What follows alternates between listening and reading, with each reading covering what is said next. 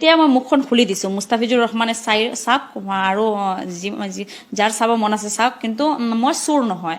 মই ফাৰ্ষ্ট কথা মই চোৰ নহয়। তলৈ মোৰ প্ৰশ্ন, কিন্তু মুস্তাফিজুৰ ৰহমান কিয় যাব পৰা নাই? এখেতে নিজৰ প্ৰাইভেট ইউটিউব চেনেলত কিয় ভিডিঅ' আপলোড কৰিছে? এটা কথা, মুস্তাফিজুৰ ৰহমান সঁচা দি মিছা কেতিয়াও লুকাই থকা নাযায়। আপুনিও কালি যে কথাখিনি কৈ আছে, আপুনি নিজেই জানি আছে এইখিনি কথা সঁচা, তাৰ পিছতো সঁচাখিনিৰ ওপৰত মিছাখিনি লগাই কৈছে। সেইটো কাৰণে মই নিজেই লাজ পাই আছো, কাৰণ আপোনাৰ মোৰতো এটা ভালেই সম্পৰ্ক আছিলে। তুমি যিবিলাক কথা কৈ আছা সকলো কথা আমি বিশ্বাস কৰিছো, আৰু তোমাৰ লগত মুস্তাফিজুৰৰ লগত মানে মিল আছে, চেহেৰাৰ মিল আছে।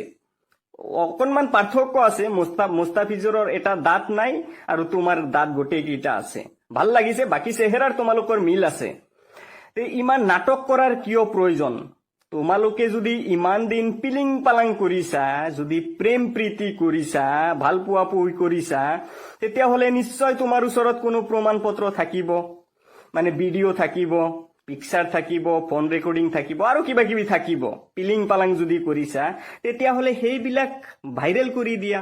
এইবিলাক উৰণা খোলা খুলি, এবাৰ মুখত উৰণা লগাই দিয়া, আকৌ মানে খুলি দিয়া, এইবিলাক কি আৰম্ভ হৈছে হা?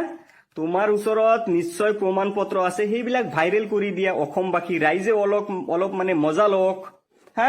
আমিও অলপ শুনো তোমালোকে কি মানে কীৰ্তি কাৰখানা কৰিলা, আমাৰোতো শুনাৰ অধিকাৰ আছে না। তোমালোকৰ ঘৰত মা পাপ্পা আছেনে নাই? মুছলমান ঘৰৰ ছোৱালী হৈ তোমালোকে কি ডেন্স কৰাৰ পাগল হৈ যোৱা? নামাজ ৰোজাৰ কোনো খবৰ নাই, তোমালোকে মানে অভিনেত্ৰী হোৱাৰ কাৰণে পাগলা হৈ যোৱা। অভিনেত্ৰী হোৱাৰ কাৰণে ডাঙৰ ডাঙৰ ইউটিউব চেনেলৰ মানে অনাৰৰ ওচৰত আহিব লাগে। লাজ লগাৰ প্ৰয়োজন। নিলজ্জ মহিলাবিলাক হা, মহিলা নে ছোৱালী এইবিলাক আৰু কি ক'ম হা, গমেই পোৱা নাযায় মহিলা নে ছোৱালী হা। লজ্জা লগাৰ প্ৰয়োজন। তোমালোকে মুছলমানৰ ঘৰৰ সন্তান হৈ তোমালোকে যে ডেন্সৰ কাৰণে পাগলা হৈ যোৱা। বানপানীৰ সময়ত গৰীব দুখীয়া মানুহবিলাকে কক বকাই আছে, তেওঁলোকে খাবলৈ পোৱা নাই, আৰু এইফালে কোটিপতিসকলে মানে নানান নাটক আৰম্ভ কৰিছে। ভগৱানে মানে আমাক এইবিলাক দেখাৰ কাৰণেই জীয়াই ৰাখিছে। কি কৰিম আৰু, উপায় নাই। আৰু কি ভাইটি মুস্তাফিজুৰ, তুমি কি এইবিলাক মানে 4-5টাকৈ যে বডি গাৰ্ড ৰখা, তুমি এইবিলাক কৰাৰ কাৰণে নেকি? বহুত দুখজনক বিষয় হা। তোমাৰ পৰা এইবিলাক আমি আশা কৰা নাছিলো।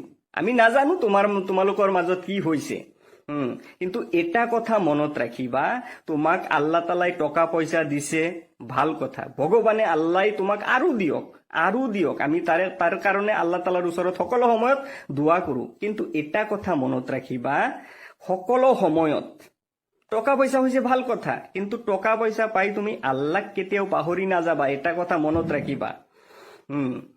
গতিকে বেছি কথা নকওঁ, ভাইটি মুস্তাফিজুৰ, তোমালোকৰ কি হৈছে? তোমালোকে এই ছ'চিয়েল মিডিয়াত আহি এইবিলাক কিন্তু হাল্লা নকৰিবা। তোমালোকৰ দুজনৰ বিষয়, পাৰ্চনেল বিষয়, তোমালোকে কোৰ্ট কাছাৰী কৰা, কিবা কিবি কৰা, কিন্তু তোমালোকে যদি ছ'চিয়েল মিডিয়াত আহি আবুল তাবুল কৰি থকা, তেতিয়াহ'লে কিন্তু আমিও কিন্তু তোমালোকৰ ওপৰত একশ্যন ল'বলৈ বাধ্য হ'ম হা। জয় অসম।